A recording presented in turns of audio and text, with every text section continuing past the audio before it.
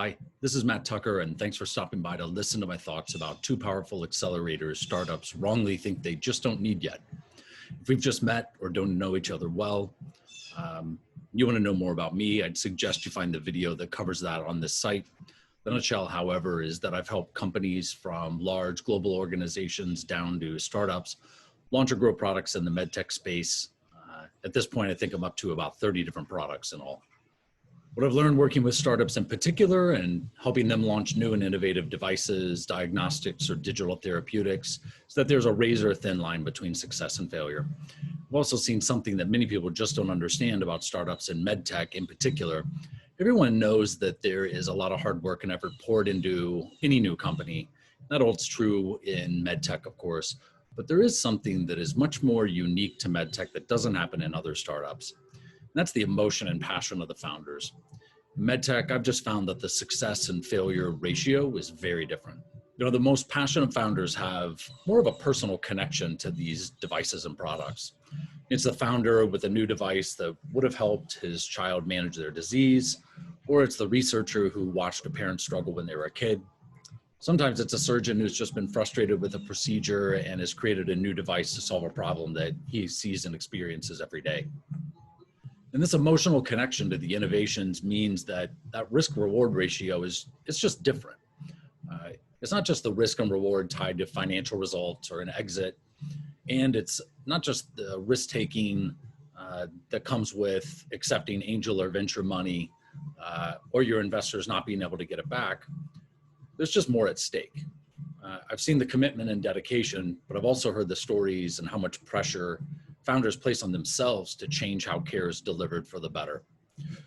That's, of course, on top of the risk of stepping into the unknown and giving up other opportunities at larger, more stable companies that any CEO or founder would be qualified to hold.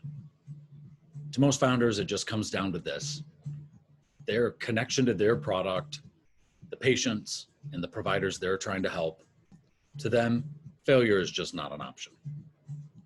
But the toughest thing any startup faces is the delicate balance that has to be played between time and money. There's never enough time, and there definitely isn't enough money. But in a few minutes, I'm going to tell you how you can get to the place your company needs to be and save 2 to 5x on the costs and time getting there. So we all know how many things have to go right. You've got to have the right product so you can develop the right pitch, to get the right investors, to hire the right team, to develop the right evidence so you can employ the right regulatory strategy, so you can get to the right launch. But a lot can go wrong too. You could position the company or product incorrectly. You could choose to work with advocates who aren't bought in or are difficult to work with. You could present your company in a way that confuses customers. You can make a bad deal with a payer or decide you want to open it up to go direct to consumer. Or you could get an unexpected surprise from the FDA or pick a bad manufacturer or distributor. At the end of the day, wasting time and money kills momentum, it kills potential, and it kills startups. But sometimes a fear of failure can distract you from what you need to do early on, and also distract you from focusing on doing it right the first time. But now that you have that product and you've gotten some validation that other stakeholders are interested, what is it that guarantees you get the most from the time and money that you do have? Well, frankly, it's a plan and it's a brand. A strong plan determines the direction you are headed. Not only does it size the opportunity and define your company, it also simplifies decision-making to keep you focused on the key priorities that will make you successful. A good plan helps you identify questions you should be asking and answering that sometimes you haven't even thought of. This uncovers issues that could occur before they become those problems that can hurt your company. Additionally, a purposeful brand delivers on a promise you are making to your customers and stakeholders.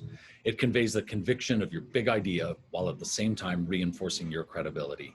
It will connect you emotionally to your customers and communicates the vision that you have and how you can change the world. It demonstrates why you are different and instills belief in you, and ultimately builds trust every step of the way. I think we've all seen the startups where we've asked ourselves the question, how did they get so much funding? And a lot of times what I've traced it back to is a prioritization on the plan and their brand.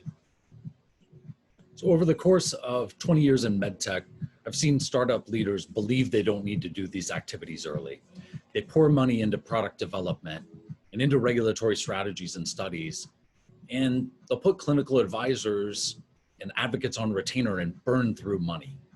What you see here is a standard timeline for commercial development and launches.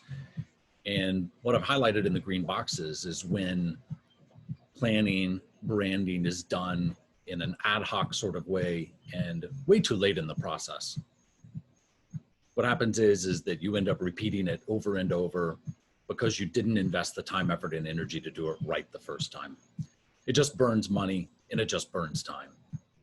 Instead, what we propose is that you invest early in a plan and a brand. Now, many founders say to me, look, planning, branding, that's going to be a priority later. It's really important. We know it, but it can wait. They say, we don't need this now. They'll say other things are more important. That approach leads to missed opportunities, both with investors or early adopters. And they're mistakes that have to be fixed, sometimes multiple times. But the best companies who aren't worrying if they're going to run out of money next week, they've figured out that doing this early amplifies the opportunities and the success of their companies. They avoid reframing and changing their company story or brand over and over again because they did it right the first time. And I've noticed a clear correlation. The companies that have kick-ass branding and articulate a clear plan are the ones who get the $20 million in funding. They're the ones who get the Series B rounds. So no one is worried about a paycheck. And instead, they're focusing all of that energy on making the company great. So what's usually missing in this process? Well, I've seen time and time again with startups, and even while launching at larger companies, that commercialization and strategic thinking isn't paired with the thinking about the branding and the story. They're disconnected when they should be synchronized. And what I'm proposing and what's different is an approach where you do it right the first time, and then you build on that foundation rather than doing it once and revising it 3 or 4 times, wasting time and money. So I decided to do something about it. I've partnered with a boutique branding agency led by people who helped me build a couple different brands that led to exponential and rapid growth. Our approach combines and synchronizes the planning and branding process so they work together correctly the first time. Collectively, we have 60 years of marketing, planning, and branding experience at companies like Baxter, McDonald's, Midas, Mylan, Hospira. We've run campaigns like the McDonald's Monopoly game and billion-dollar products like EpiPen. We talk a shorthand language that translates vision into action.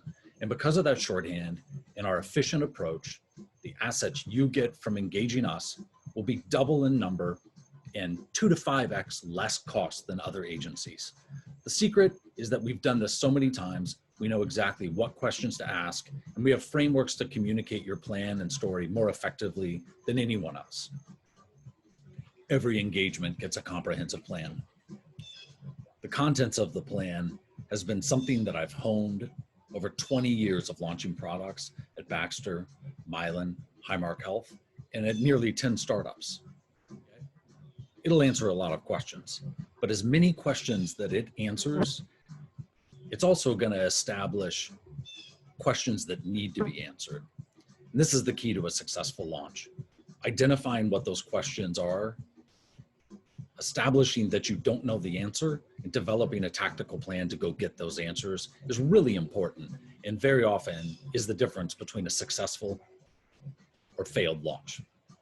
From there, we're going to work to develop a number of assets for your company. The goal here is to crystallize your story and help you secure additional funding for your first set of customers. We've taken a menu-based approach where you can pick a number of assets or you can receive them all. It's really up to you and your needs, and we'll work with you on that. But I will guarantee you one thing.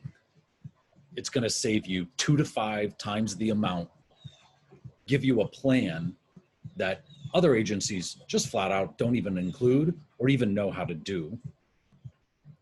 And it's going to accelerate your timeline to getting these assets completed and available for you to use in the market. So let's wrap up. First, thank you. Second, we'd love to dig in and hear more about your company and your personal journey. We believe we can help you immensely, and the best way to contact me is through email or by going to my Calendly link and scheduling a time for a quick chat. We look forward to hearing from you.